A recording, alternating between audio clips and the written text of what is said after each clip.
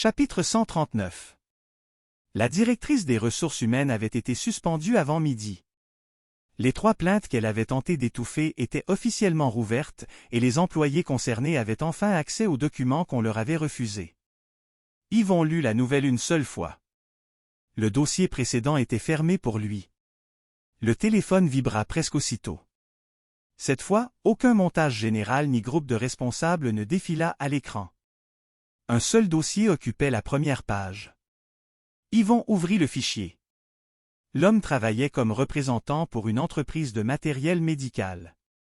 6 mois plus tôt, un collègue avait été arrêté pour le vol de plusieurs appareils destinés à des cliniques privées.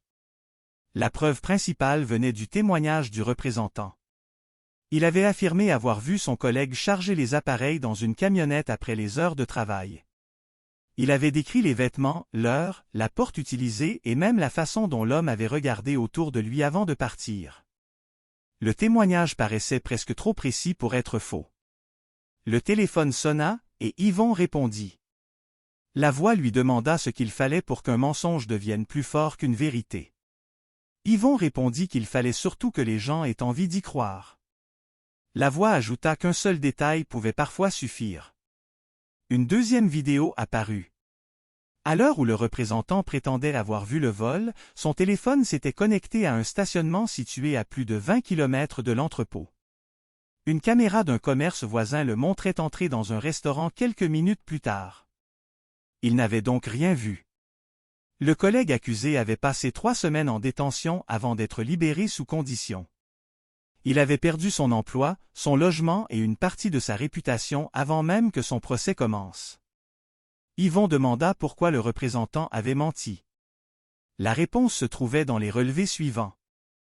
Les appareils avaient été revendus progressivement par un intermédiaire qui recevait ses instructions depuis une adresse courriel créée par le représentant. Il avait fabriqué un témoin parce qu'il avait besoin d'un coupable. La voix précisa que ce chapitre ne portait pas sur les erreurs de mémoire ou les paroles maladroites. Il portait sur le mensonge construit en connaissance de cause. Le représentant avait choisi les détails, répété sa version devant les enquêteurs et regardé un innocent porter les conséquences à sa place. Yvon demanda ce qui allait lui arriver. La voix répondit que les preuves avaient déjà été transmises à l'avocat de l'homme accusé et au service d'enquête responsable du dossier. La suite appartenait maintenant aux autorités. Le représentant n'avait pas besoin d'un carré noir. Il devait répondre de ce qu'il avait fabriqué. Yvon continua de marcher avec Poutine. Le berger hollandais avançait normalement, attentif à la rue. Un autre dossier apparut. Une femme avait publié pendant des mois des messages accusant son ancien associé d'avoir détourné l'argent d'un petit commerce. Elle disait posséder les preuves. Les clients avaient cessé de venir, des fournisseurs avaient rompu leurs ententes et l'associé avait quitté la ville après avoir reçu des menaces. Les documents comptables racontaient pourtant autre chose. Les retraits avaient été autorisés par les 2 femmes pour payer une dette commune. Les signatures et les courriels confirmaient l'entente. La première savait donc que l'argent n'avait pas été volé. Elle avait transformé une séparation d'affaires en accusation publique pour garder le commerce, les clients et le rôle de victime. La voix demanda à Yvon ce qu'un mensonge volait avant même de voler de l'argent. Yvon répondit qu'il volait la version de l'autre. Quand un mensonge était répété assez longtemps, la personne visée devait commencer par prouver qu'elle n'était pas celle qu'on avait décrite. Le dossier avait été envoyé aux 2 avocats et aux fournisseurs qui avaient reçu les accusations originales. Les mêmes personnes qui avaient entendu le mensonge recevraient maintenant les preuves. Yvon comprit que la voix cherchait à remettre la vérité au même endroit que le mensonge, sans fabriquer une humiliation plus grande que la faute. Le 3e cas concernait une famille. Un homme avait déclaré que son frère avait vidé le compte bancaire de leur père malade. Pendant 2 ans, une partie de la famille avait cessé de lui parler. Celui-ci avait continué à payer une partie des soins tout en supportant les insultes et les soupçons. Les relevés bancaires montraient finalement que l'argent avait été transféré vers un placement à terme autorisé par le père lui-même.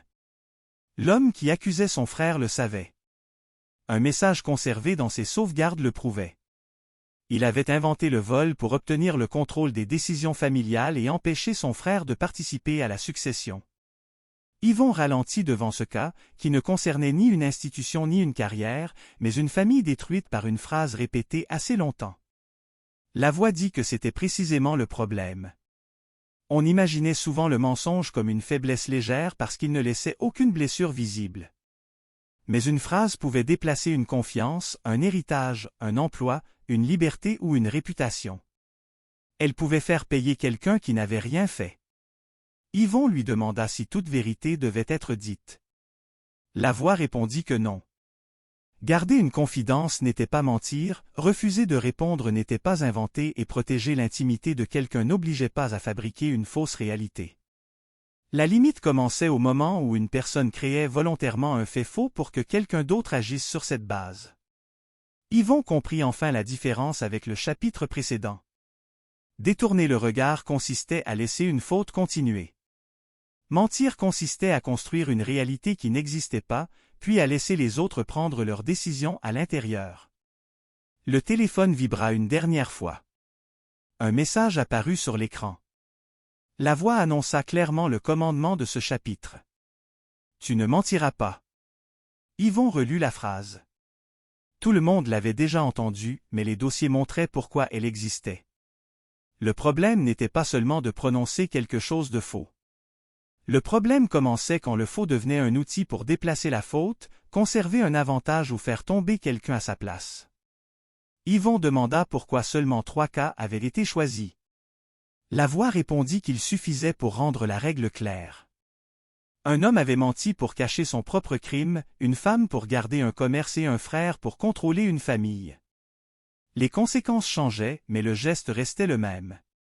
Ils avaient demandé aux autres de vivre dans une réalité qu'ils savaient fausse. L'appel prit fin clairement. Poutine leva la tête vers Yvon. Le chien n'avait aucune idée du commandement affiché sur l'écran.